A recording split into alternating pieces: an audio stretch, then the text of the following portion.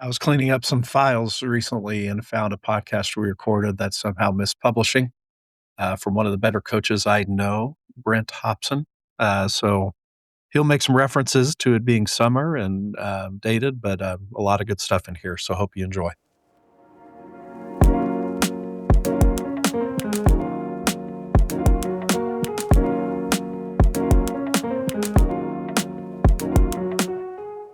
So I'm here with one of the better coaches I know, Brent Hobson.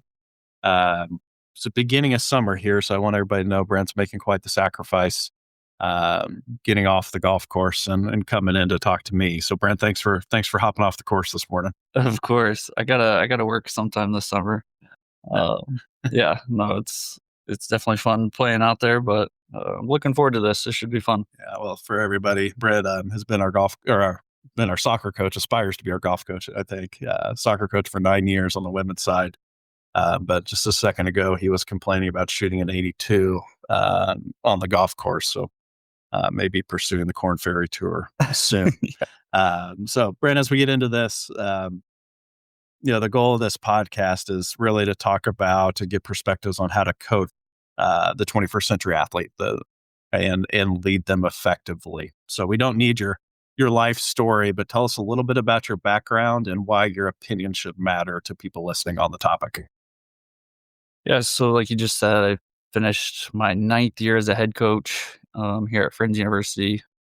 Um, I had 2 years before that as an assistant coach, so kind of gave me some insight as an assistant too. But through my time here, from the program perspective, I think you know had some highs, had some lows. Um, and I'm hoping people listening can maybe learn from my mistakes, but also take some of the positives that we do within our program that potentially could help their team out in any way. So, yeah, just good conversations about how we lead our program. So tell me, you became a head coach at an incredibly young age, 24? 24, yeah. 24. Tell us kind of why you got into it. Why'd you coach or want to coach at that time? So I just love the sport, first of all. After I graduated, my college coach asked me to be assistant. Then I did that for 2 years for the men and women and kind of fell in love with it even more. Just because I was kind of felt like I was still involved and still being able to play, but um, kind of giving back to the younger players coming up. Um, but yeah, I didn't necessarily think I was going to coach on the women's side, but um, absolutely love it now. I think I've had the opportunity twice to take the guys team, and it's just been very enjoyable to lead these women to have success on and off the field. And I feel like they listen a little bit more than the guys side probably, but it's definitely been enjoyable. Well, it's interesting because whenever we have a coach step away that has the equivalent of the other gender, I always talk to the coach, say, hey, are you interested, either men to women or women to men? And whenever I ask the women's coaches, they look at me like I'm crazy. Yeah, I mean, academically, for the most part, I mean, obviously females are doing better in the classroom, but there's a lot of factors. But yeah, I've definitely enjoyed my time leading the women's program. Yeah, it's always just, especially with male coaches, I always kind of expect them to say yes just because they grew up playing male sports, obviously. But yeah, they look at me like I'm insane whenever I asked. So kind of fast forward into who you are now as a coach. Why do you coach? What would be kind of your purpose behind it? Well, I think just this, soccer in general has given me a lot of opportunities. Um, so I think I just wanted to stay involved and hopefully give those opportunities and experiences to other student athletes coming up. Um, I think something I've realized over my coaching career, I get more joy um, seeing our players have success on the field um, more than I did as a player. Like it's just very rewarding to see our players, achieve something that they didn't think they could achieve or win a big game. I absolutely love it.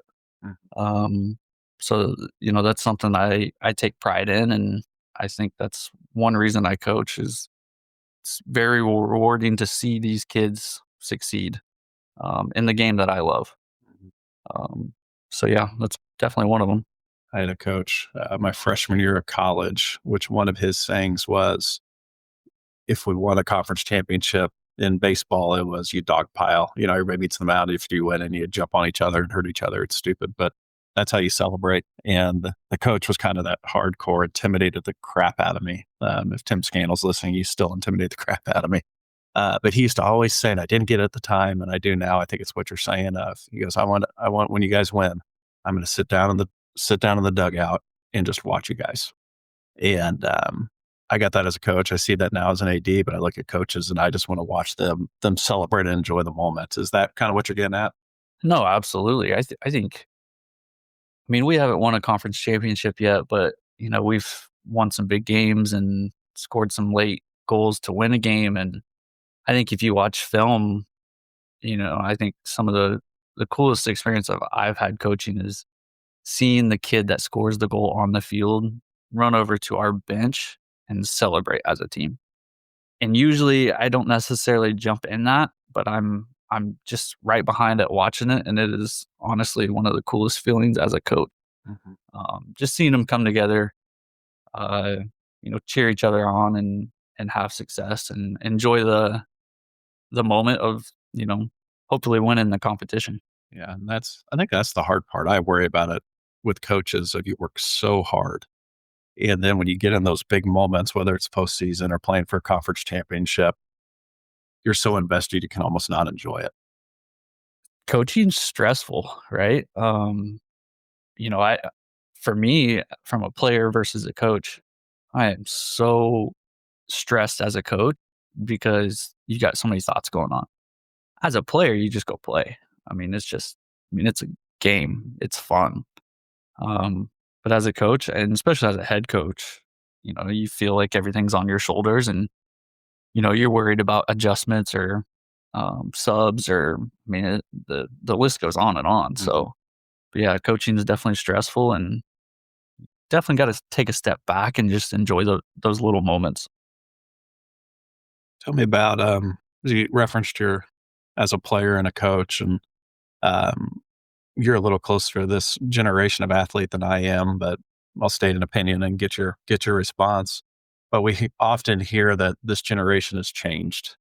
Um, Saying Generation Z, so born around 2000 and on, and I overall agree. I think, but I think it's also overstated and used as an excuse by people to not change and adapt.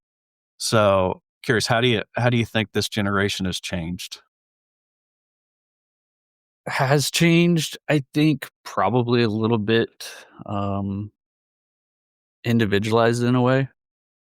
I don't know if selfish is the right word, but I think probably more self-aware of how they are doing individually. Does that make sense? Hmm. Um, social media, I think, is definitely a big factor in that. Um, everybody's got the different social media platforms they used, and they want to share, their success, or they want to post a picture of their trophy and playing time or player award. And so I think social media definitely has an effect of, I think, a little bit more individualized than before. Um, but I think these kids have a lot of pressure, you know, pressure to show everybody that they've done well, pressure to go back to their family or parents. I had success today because I scored the goal, or we won the game because I played 90 minutes, or whatever it is. I think there's a lot of pressure for kids to feel like they have to show everybody that they've done well. Hmm. Um, Good feeling, almost they're always being watched by everybody, and everybody knows every success and failure. Absolutely. I mean, on social media, you could post in 2 seconds and get to how many people, you know? Um, so if social media is something that they're really relying on throughout their life and, their daily life, then it's kind of a lot of pressure, especially if your peers are having success and you're not. So I'd say probably individualize a little bit. So how has that changed the way you approach your teams and how you coach? I think you try to show value with anybody that's in your program as much as you can. Um, you know, I think, you know, something that we do is, we have a leadership committee, and that leadership committee is never our best players. It's people that hopefully can give good input within the program, throughout the year. So I think as a coach, you try to value everybody as much as you can, and change up the way you promote your team. Not always your star player, not always the person that's scoring the goals, but try to show value to everybody throughout the roster, as much as you can. Put you on the spot. Something that drives me nuts when I listen to podcasts is people don't give specifics. So give some examples you've done of building value for that kid that may not be the star. I hear you say the leadership committee, and it's not always just the best players. Anything else come to mind? Yeah, so I have a kid that played for me, man, probably 5 or 6 years ago. Rebecca Garland, 4-year kid, incredible student athlete, incredible teammate. Did not play a lot, um, but she's impacted my coaching career for the better. Um, and I actually created an award in her name. It's called the Garland Award. So we give that every year.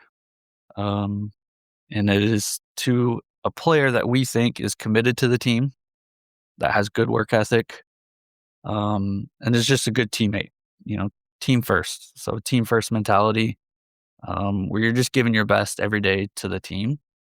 And that Garland Award has been pretty special. And I think there's a lot of value in getting that award each year. Um, it's a plaque, it's a huge plaque on my wall, actually. I spent more money on that than anything else. And, we don't have our first team all conference players on the wall or anything like that. The only award I have is that. So it's the Garland Award, named after Rebecca Garland. Incredible kid. Still talk to her. Cool. I didn't know that whole story. Yeah. Yeah. No, it's a plaque Yeah, I've seen it.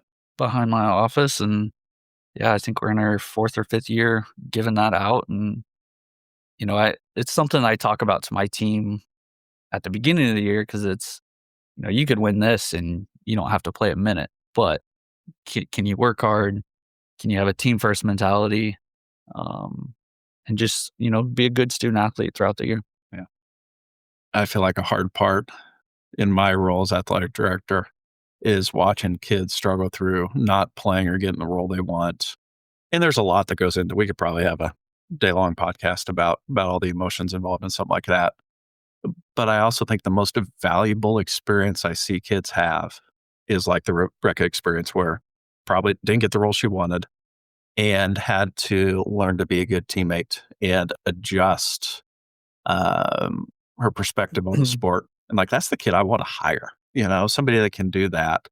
But it's so hard. And it makes me just really sad when kids bail, when they don't get and just quit when they don't get the role they want. Cause I think there's more value in having to learn to deal with the role you didn't want. Does that make sense? Yeah. I mean, I think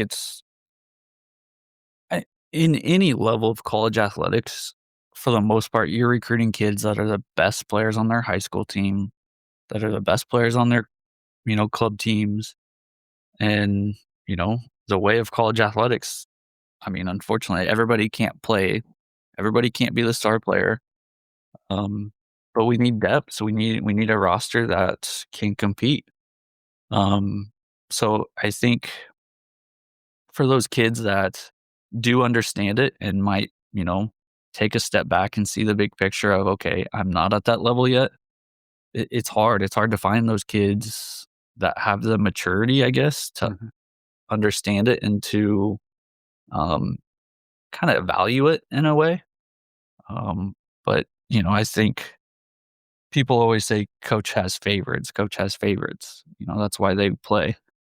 I mean, some of my favorite kids are those kids that, do put the team first more often than not and kind of understand, their self-worth within the team. Mhm. Um, even though they're not getting all the awards or the playing time but yeah, those kids to actually have the maturity to understand it, it's definitely hard to find.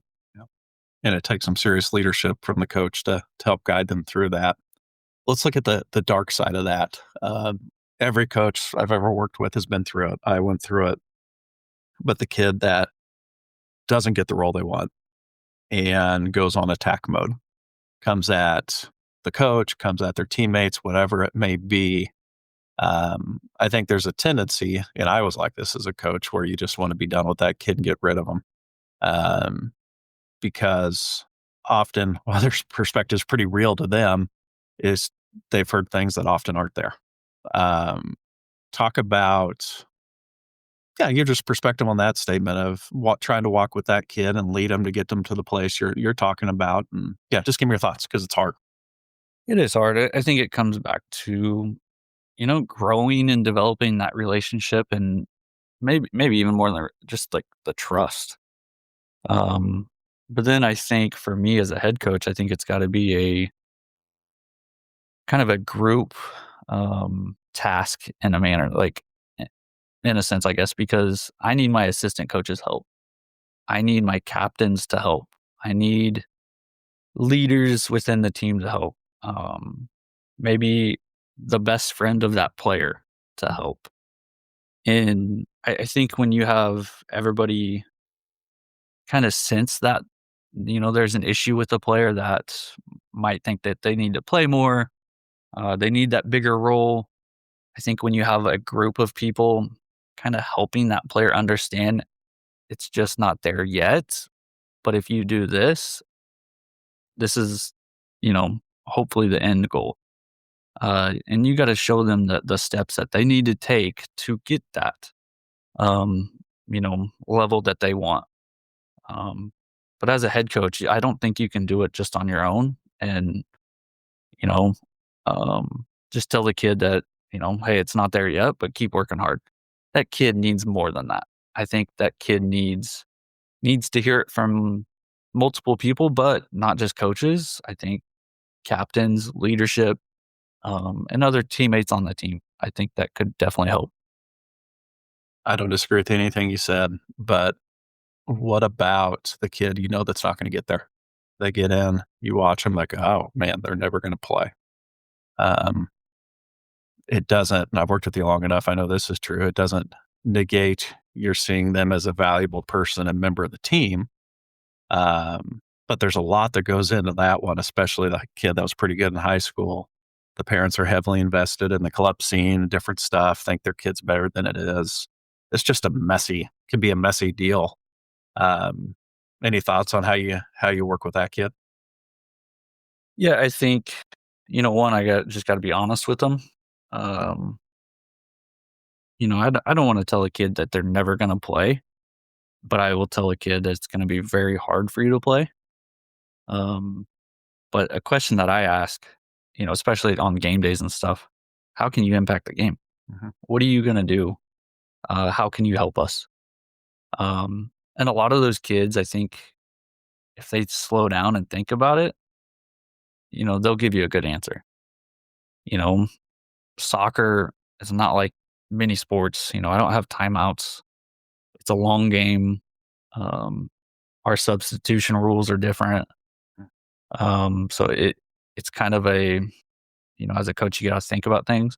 But as a kid that's on my bench, what can you do at halftime to help a player out? What can you do, in a big moment of the game, you know, cheering on your teammate? How can you, help build their confidence?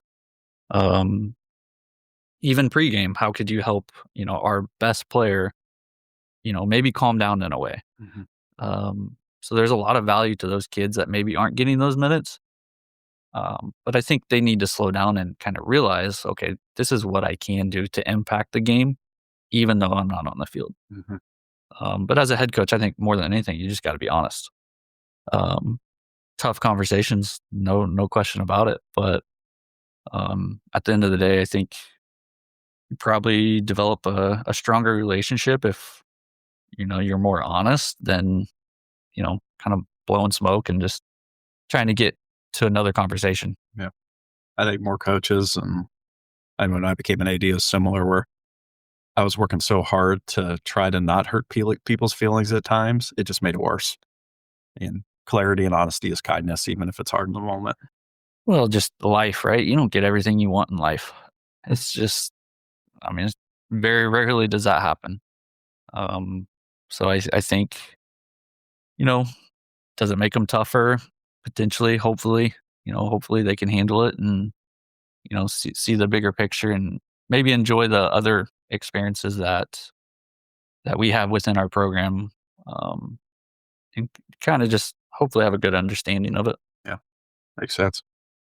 Cool. Transitioning a little bit, to my knowledge, we're one of the only or the only college athletic department in the country that said, "Hey, we're all in on 3D coaching as a framework." And I'm curious how it's impacted you, and yeah, just the good or the bad, and because I think it ties directly back to that coaching the 21st century athlete. No, I think so. You know, I, you being the athletic director here and my boss, I think at the beginning I was like, okay, this is just something that we got to do and you know get by. Um, but as we kind of dug deeper into it, it was honestly more enjoyable than I thought. I think it's kind of given me a renewal in my coaching career. Um, it's made me kind of just slow down and reflect on how I operate as a head coach and how we lead the team. Um, these student athletes, I think, are in a very important part of their life of development, and 3D framework definitely helps you hopefully understand them a little bit more. Um, hopefully gives you a better insight of how to relate, how to build connections, how to strengthen relationships within your coaching staff to players. So yeah, the 3D framework has definitely, I think, more than anything, given me a kind of a renewal in my coaching career. I almost asked that question. How's it feel to have your boss force you to do that? So I'm glad you led with that because that was a risk in that approach. Um, this conversation's been really good. I almost want to leave it here. Anything else you'd want to talk about or that we haven't brought up? You think's interesting? Well, no, I think for me, early on in my coaching career, I don't think I took a step back and like evaluated myself, evaluated my program. I don't think I got feedback from my players. So I think the 3D framework has definitely made me do that. And I would challenge any head coaches, maybe even assistant coaches, kind of take a step back and look at your program in all aspects and maybe dive into the 3D and see what the 3D framework is about and maybe how it can help you. I think one thing about coaching in college athletics, in a sense, I kind of feel like I work for myself in a way. And, it's kind of nice because you could implement anything into your program and you could take bits and pieces of other people's, athletic program into yours and kind of make it your own. Um, so I think the 3D framework for us as, an athletic program, I think has been great because we just have conversations of things that work well and things that don't. But yeah, I think evaluating your own program, every year is probably pretty important for anybody that wants to run a successful program. Yeah. If it's 3D or anything, I mean, all of us have a unique ability to lie to ourselves and to find an environment where you get honest feedback and seek that can be hard um, and terrifying, I think. But it also, if you can view it through the right lens of this is just going to help me provide a better experience, probably win more games. It can be a powerful thing. Yeah, absolutely. I think the psychological part of sport is, I think, the most important. Mm-hmm. Um, the fundamentals, I think, can definitely help you win games, but we've been in the national tournament twice, and from a mental side of things, I don't think we were ready for it, because we've never, we haven't been there. So, even as a coaching staff, how do we build, the confidence to our players that we can do this? Or when you have that big game, you know, I think a lot of people think about the big pregame speech, and so it's just kind of how, what works for your program, and how you present it to your team is so important. And the 3D framework has definitely given me more thought, how I present. Mm-hmm. Some you said triggered one more question that I didn't give you a heads up on, so feel free to pass. Um, but I'm assuming some kind of athletic administrators, athletic directors can be listening to this. Um, on the topic of feedback, what advice do you have for them? Apprentices, like for me, it can be hard um, like, unless you're dog cussing kids or hitting kids and I don't know about it, the feedback's not going to get you fired. It's just a way of what do we talk about? How do we get better? What advice do you give to administrators on how to be helpful for the coach in that feedback process, and instead of making it more painful than it needs to be? I think more than anything, rather than, just having players evaluate the coach every year, I think having a good conversation from a admin to the head coach, um, of this is just ways we can get better rather than just finding the bad. Mhm. Um, because, evaluations within an athletic program are tough every year, because unless you have the exact amount of kids, somebody didn't play. Um, but if you're looking at kind of the holistic approach that we talk about quite a bit, our kids getting good experience, not necessarily just the competition side of things. Are they growing in all areas? And I think if you evaluate your team, and you're getting good feedback from that, then I think you got a good coach. Mhm. Um, if there's some things in there that you know are good, let the coach know too. I think that's huge, for especially as a head coach. You know, um, we talked about it earlier. Coaching's stressful. It's fun, but it is stressful at times. And I think when you got coaches that have some good things in their evaluation, and regarding their program, let them know. And um, I think that goes a long ways from hearing it from an admin, an athletic director, and assistant AD looking into a program, and wow, that's awesome. And just kind of letting the head coach know, like, this is something that we saw in the evaluation, and you know definitely proud of it. Mhm. An affirmation for you that I don't know if you ever like hearing from me, but feel like I say it a lot of, I haven't worked with a lot of coaches that have been able to get the feedback and then thoughtfully determine how I'm going to change and actually do it.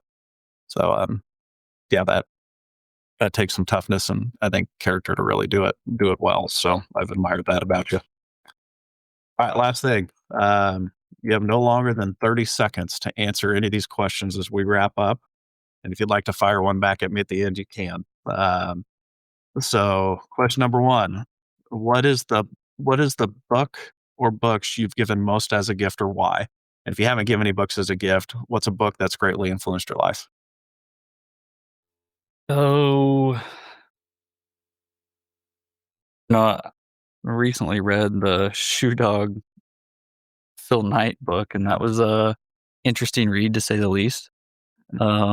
Kind of a business book, but uh, actually, yeah, I think Nike, the whole business, um, kind of digging deep into that has been quite the story to hear about. So that's one. Yeah, I've read that too. It's a fascinating journey that went on. How has failure set you up for later success? Do you have a favorite failure? Uh, COVID year. I mean, 2020 season. 2019 we had success. 2020 was challenging to say the least. We did not have success on the field, but I think more than anything, it was just a tough year. So I evaluated that season, and I think that season's probably helped me for the past few for sure. So just listening to my players after that year and kind of adjusting to what we needed and, kind of what they told me we needed to adjust. So that was a failure that I thought was kind of on me that, I'm definitely looking forward to the future. Cool. How do you define success in your work?